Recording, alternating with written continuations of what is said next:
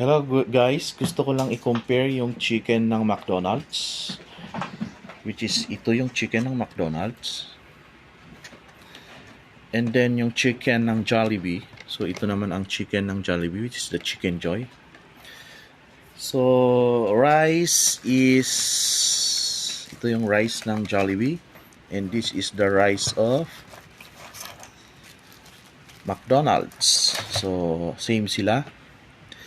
And then we will compare ngayon yung chicken. Ito yung chicken ng McDonald's and this is yung chicken ng Jollibee.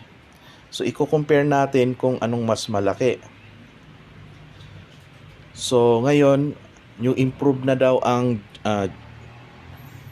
McDonald's, that's why mas malaki ang chicken nila. So nasa sa inyo guys kung ano yung mas malaki sa inyo. Pero sa akin, it seems that McDonald's, mas malaki ngayon ang chicken ng McDonald's kaysa sa Jollibee. Kasi wala pang program ang Jollibee na nagpalaki ng chicken, unlike sa McDonald's. Yun lang guys.